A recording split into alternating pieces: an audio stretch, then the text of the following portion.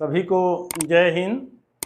आज हम आप लोगों के लिए एक और इम्पोर्टेंट वीडियो लेके आए हैं जिसका टॉपिक आज एनसीसी के लिए तो नहीं है, लेकिन आज के परिप्रेक्ष्य को देखते हुए ये बड़ा रेलेवेंट है और ज़रूरी भी है कि हमें इस टॉपिक के ऊपर बात करनी चाहिए, क्योंकि एनसीसी भी एक आर्मी से रिलेटेड है, आर्मी का एक पार्ट है।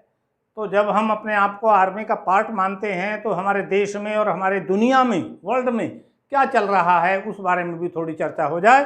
तो इसलिए हमने सोचा कि आज अपने वीडियो को एक ऐसे टॉपिक पर ले जाएं जो आज के टाइम में बहुत ही रेलेवेंट है। और आज के टॉपिक का नाम है यूक्रेन रशिया वार। यूक्रेन रशिया वार ये पिछली फरवरी 24 से चल रहा है और हम ये सोच रहे थे और ये मानते भी थे कि रशिया जो यूएसए के बाद में सबसे ज़्यादा पावरफुल कंट्री है कि ये वार किसी भी कोस्ट पर 2 दिन 4 दिन और ज़्यादा से ज़्यादा 1 सप्ताह से ज़्यादा चल ही नहीं सकता। लेकिन ये वार 53 डेज के बाद में भी लगातार जारी है और अब ये आशंका की जा रही है कि रशिया यूक्रेन के ऊपर परमाणु अटैक ना कर दे। तो आखिर ये वार इतना लंबा क्यों खिंच गया, इसके बारे में चर्चा करना जरूरी है। और साथ में ये भी जरूरी है कि रशिया जो वर्ल्ड की second most super power country है, इतना पावरफुल होने के बावजूद भी, और जो यूक्रेन है, यूक्रेन एक बहुत छोटा कंट्री है। वैसे तो अगर हम देखें वो यूरोप का सेकंड लार्जेस्ट कंट्री है, लेकिन एज कंपेयर टू रशिया वो एक बहुत छोटा कंट्री है।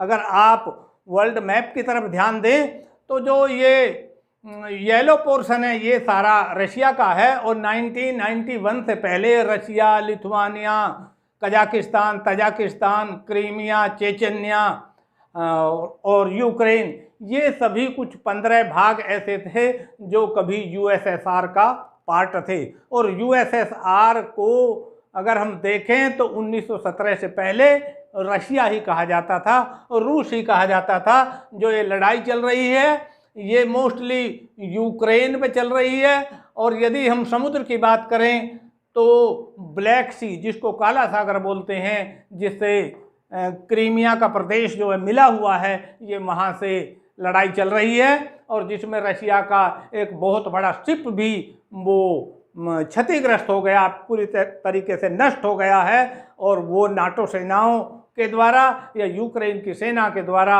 अटैक करके वो डुबा दिया गया है। तो अब हम ये देखें कि इन 53 डेज में रशिया को कुल कितनी हानि हुई है यूक्रेन वार से। आप देखेंगे अगर रशिया की बोट की बात करें तो 7 बोट्स जो हैं वो पूरी तरीके से डिस्ट्रॉय हो गई हैं। जो टैंक हैं 739 टैंक पूरे तरीके से नष्ट हो गए हैं।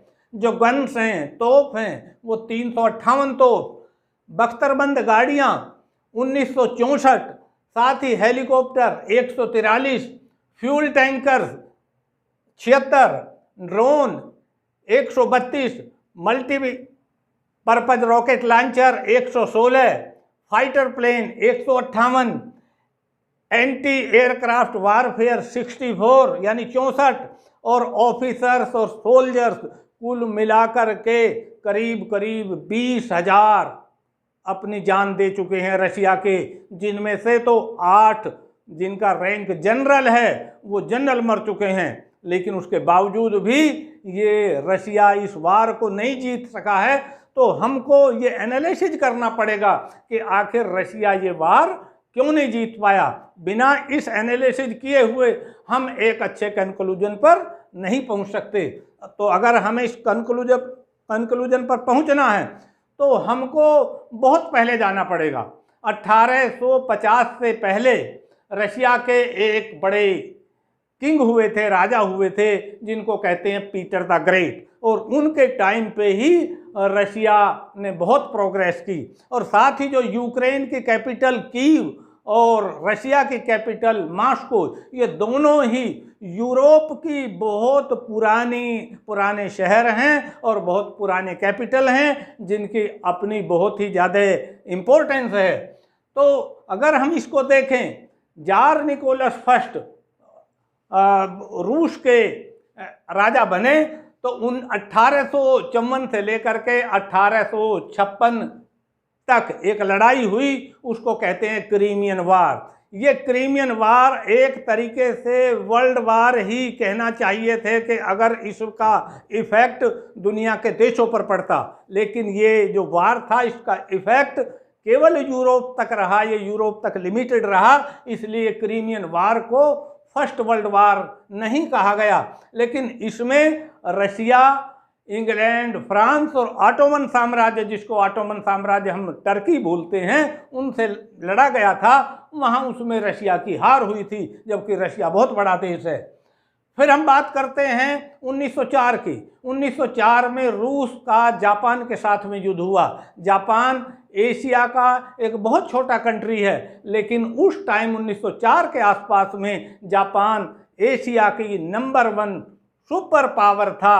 और जो रशिया का ये पार्ट, येलो पार्ट, इसके बीच में 9 द्वीपों में बना हुआ एक जापान, और उसके साथ में चाइना का मंचूरिया पार्ट, इस मंचूरिया राज्य को लेकर के इन दोनों में लड़ाई हुई। और आपको यह आश्चर्य होगा कि इतने छोटे से देश जापान ने रूस को बुरे तरीके से हरा दिया। और इसका रिजल्ट क्या निकला कि रूस के अंदर 1905 में क्रांति हो गई और जार निकोलस फर्स्ट को हटा दिया गया और उसका लड़का जार निकोलस सेकंड को राजा बनाया गया।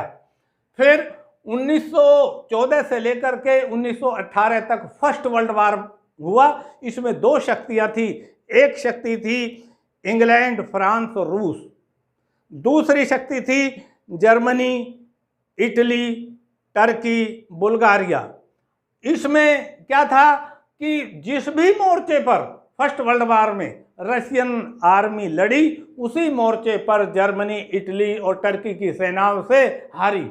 और केवल 2-3 साल की लड़ाई में ही 1 से 1.5 लाख रूसी सैनिक मारे गए। इसका परिणाम क्या हुआ कि रूस के अंदर क्रांति हो गई।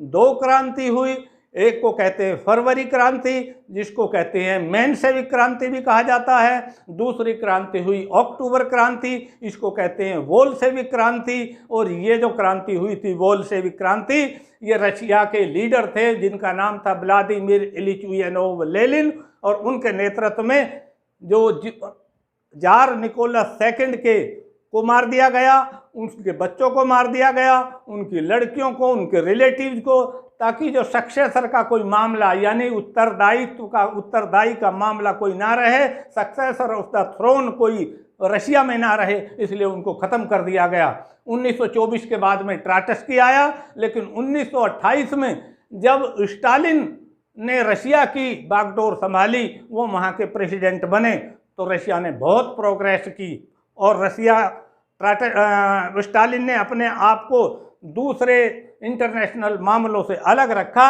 लेकिन 1939 में और 1945 तक ये सेकंड वर्ल्ड वार लड़ा गया। इस सेकंड वर्ल्ड वार में भी रशिया ने क्या किया, क्योंकि उसने सबक ले लिया था पहले ही कि वो शत्रु की सेनाओं से नहीं जीत सकता, उसने अपने आप को अलग रखा। सेकंड वर्ल्ड वार 3 सितंबर 1939 को शुरू हुआ, लेकिन रशिया ने कोई पार्ट प्ले नहीं किया। पार्ट प्ले कब किया? 1941 के अंदर जर्मनी की सेनाओं ने हिटलर का आदेश पाकर के रूस पर अटैक कर दिया। रूस ने एक टैक्टिक्स अपनाई, उसने अपनी सेनाओं को पीछे हटाना शुरू किया। जब भी जर्मनी के सैनिक आगे बढ़े, वो अपनी सेनाओं को पीछे हटा लेता था, और यहाँ तक कि जर्मनी की सेनाएं मॉस्को तक पहुँच गई। लेकिन तभी दिसंबर, जनवरी और फरवरी सर्दी आनी शुरू हो जाती है, और रूस के 2 बड़े सेनापति होते हैं जिनको कहा जाता है, एक है जनवरी और दूसरा फरवरी। वहाँ जो टेम्परेचर है -30 से भी ज़्यादा चला जाता है। इसका कारण क्या हुआ कि जो जर्मनी के सैनिक थे, 1.5 लाख सैनिक वहाँ मारे गए, जो ठंड से मारे गए, खाने की कमी से मारे गए, सर्दी से मारे गए, और यहीं से ही जर्मनी का सेकंड वर्ल्ड वार में हारना शुरू हुआ। और अंत में 1943 में हिटलर ने सुसाइड कर लिया। तो अब हम ये देखते हैं कि इसमें 1945 तक के सेकंड वर्ल्ड वार में भी रशिया की सेनाओं ने कोई ऐसा युद्ध नहीं जीता था। केवल अफगानिस्तान में 1980 से लेकर के 1988 तक, और ईरान इराक वार में, और साथ ही 1980 के बाद में उसने अफगानिस्तान में अपनी सेनाएं भेजी, लेकिन वो केवल परोक्ष रूप से इनडायरेक्टली हेल्प करती रही, डायरेक्टली रशिया ने लड़ाई नहीं की। अब हम आते हैं कंक्लूजन के ऊपर कि इसका कंक्लूजन आखिर ये वार क्यों नहीं समाप्त हो रहा। इसका एक कंक्लूजन ये है कि रशियन आर्मी, जिसको हम ये मानते हैं कि रशिया सुपर पावर में से एक है, लेकिन उसकी सेनाएं क्या हैं, वो प्रोफेशनली स्किलफुल नहीं हैं, वो परिस्थिति को देख करके वो डिसीजन लेने वाली नहीं है। यद्यपि इतने बड़े बख्तरबंद गाड़ियां, इतना बड़ा एमुनेशन होते हुए भी वो लड़ाई नहीं जीत पा रहा। उसका एक कारण ये कि जो यूक्रेन है, यूक्रेन के नागरिकों में, यूक्रेन के लोगों में देशभक्ति की भावना कूट कूट कर भरी हुई है। चाहे स्त्री है या पुरुष, मेल है या फीमेल, सब देश के ऊपर जान देने के लिए तैयार हैं। और दूसरे नाटो के जो देश हैं, लगभग ये पूरा यूरोप नाटो में है। यहाँ से कैसे है, ये अटलांटिक सी है, और नाटो का मतलब है नॉर्थ अटलांटिक ट्रीटी ऑर्गेनाइजेशन, यानी वो देश जो अटलांटिक सी के नॉर्थ में हैं। और उसने केवल ये अलायंस इसलिए बना कि अपने आप को रशिया से बचाए रखें, क्योंकि रशिया एक कम्युनिस्ट कंट्री था। तो कम्युनिस्ट कंट्री से अपने आप को बचाने के लिए एक ऑर्गेनाइजेशन हुआ, नाटो ऑर्गेनाइजेशन, जिसमें आगे चल करके एशिया से जापान और नॉर्थ अमेरिका से यूएसए इसमें शामिल हुआ। तो नाटो की सेनाओं ने या नाटो ऑर्गेनाइजेशन ने पूरे तरीके से यूक्रेन का साथ दिया है। उनको अपनी गन दी है, उनको रॉकेट लॉन्चर दिए हैं, उनको जेवलिन लॉन्चर दिए हैं, जिसकी वजह से यूक्रेन रशिया का सामना कर रहा है, और सामना ही नहीं कर रहा बल्कि पीछे भी हटा रहा है। जिसका कारण है कि इतनी बड़े से मात्रा में जो उसके हथियार खत्म हो गए हैं, 20,000 से भी ज़्यादा उसके सोल्जर्स और जनरल मारे जा चुके हैं। तो ये कारण है। अब समय बताएगा।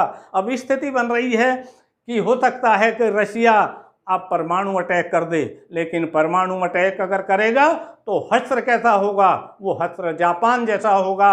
जब 6 अगस्त 1945 को हिरोशिमा और 9 अगस्त 1945 को नागासाकी पर यूएसए ने अपना परमाणु गिराया था।